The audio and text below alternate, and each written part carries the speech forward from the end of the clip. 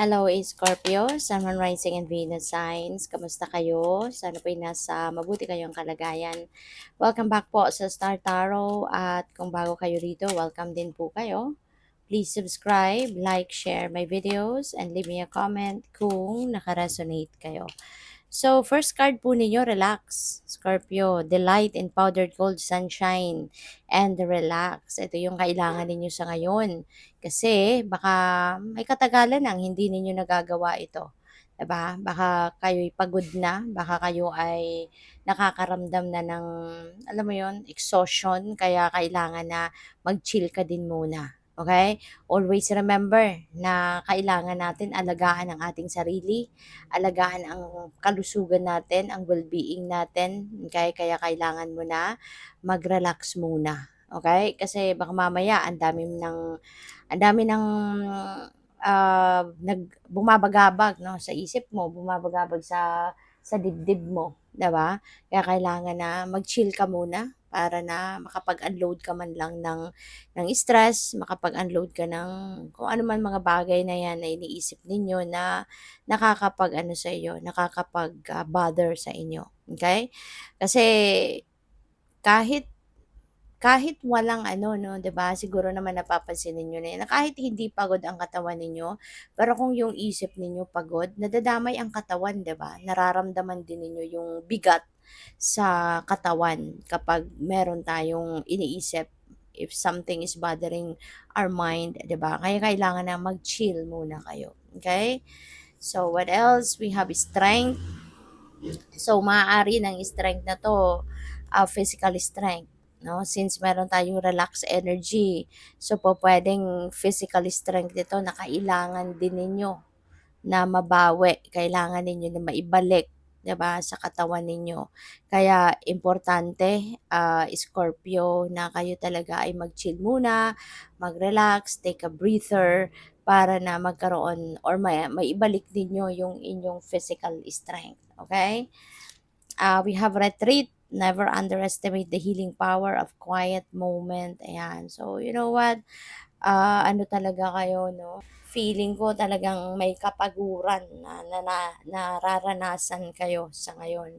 Both siguro mind or ano, both mind and damdamin, no? Yung kalooban ninyo. Siguro talagang ano kayo, exhausted, bothered, worried, mga ganyan. Kaya kailangan ninyo muna na parang para manahimik or para matahimik muna, magkaroon ng kapayapaan ang inyong pakiramdam, you know? So, kailangan siguro na mag-retreat ka muna, reflect, you know, mag-contemplate, ganyan. Okay? So, tignan natin kung ano pa ang ganap dito for Scorpio. So, by the way, maraming salamat for subscribing, and if you haven't subscribed yet, subscribe na kayo, and also maraming salamat din for not skipping the ads. Malaking bagay po yan sa akin, and also please click the join button sa baba na video kung gusto po ninyo na mag-join kayo sa membership, okay? Salamat po. So, first card ni Scorpio, we have dog close-up, pleasure with a close friend. So, this is good na meron kayong pagkakataon, 'di ba? To have pleasure with a friend, no? To spend time with your close friend. So maaring feeling ko dito yung kung sino man itong close friend mo ngayon mo lang ito makikita ng personal. Baka galing itong abroad or kung saan galing parte ng Pilipinas, 'di ba? At yun, that's why you're going to spend time together. So we have rainbow, the most difficult part of a situation is over. So kung ano man itong pinoproblema ninyo, matatapos na. You know, kung ano man itong pinoproblema ninyo, it's coming to an end na. So yun, maganda, maayos, mabuti, 'di ba? Na sa ngayon magkakaroon na ng ano, magkakaroon na ng kumbaga anong tawag dito, solusyon, you know, kung ano man itong pinoproblema ninyo. So, what else? We have Vine, seek out information that will help you. Okay? So, kung meron man kayo dito, Scorpio, na siguro meron kayong gustong gawin, maybe this is the time, you know, na siguraduhin mo muna ang gagawin mo at mag-research ka, magtanong-tanong ka, seek more information para makapag-isip ka ng mabuti. Meron kang mapagbasihan ng final decision mo dito kung ano nga ba ang gagawin mo, 'di ba? So, yeah, you may need to do some research, alright? At magtanong-tanong ka diyan. So, we have fly, a period of ill health and depression.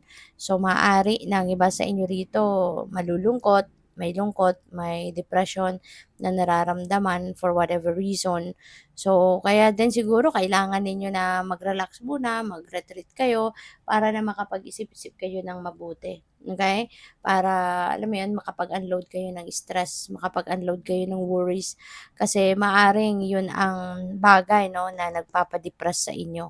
Okay? So, what else? We have dog far away, a distant friend is thinking of you. Meron kang kaibigan na maaaring nasa malayong lugar, ano, na iniisip ka, naaalala ka, or maybe concerned about you talaga, or po pwedeng naaalala ka niya, no, yung mga masasayang araw ninyo na magkasama, maaaring naaalala niya yung mga times na ano kayo, yung mga times na, ang tawag dito, mga times na nag enjoy kayo together, yung gano'n, 'no? So, we have the energy of the moon changes in your life, and so merong mga pagbabago, 'no, na mangyayari. Merong mga magaganap na shifts, sa maaaring sa iba't ibang parte ng buhay ninyo. And, evidently dito, 'no, yung magbabago ito, 'di ba? Kasi yung difficult part, 'no, ng kung ano man ang problema ninyo or ano man yung sitwasyon na pinoproblema ninyo, malalagpasan mo na, matatapos na, 'no? Kaya nga may rainbow na, 'di ba? Kasi magiging masaya ka na din. Problems will be solved, 'no? So, kung ano man ang area of life na 'yan na maso-solve na, so 'yun, isa na 'yun sa mga bagay na magbabago sa buhay mo. And, hindi lang iisa ito, eh, na changes. So, hindi lang ito iisang pagbabago.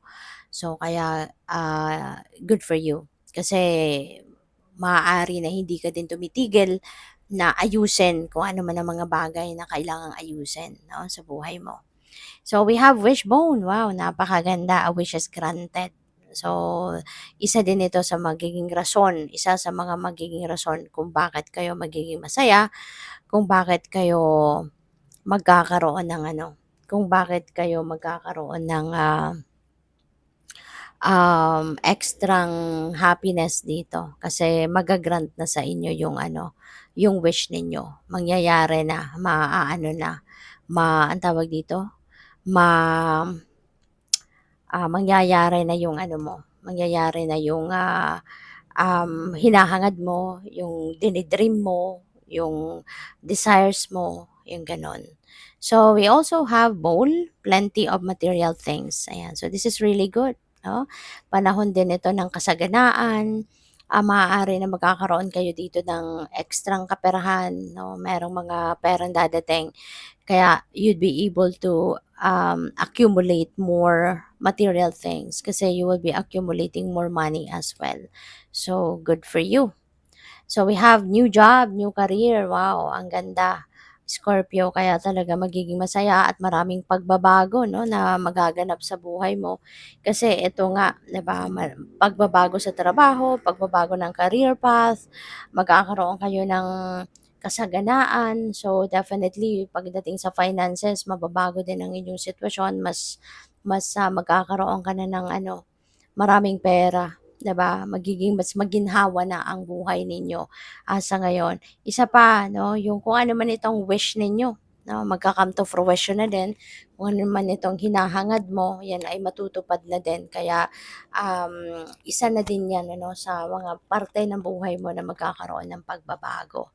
So, good luck. Thank you for watching. Love and light. Namaste.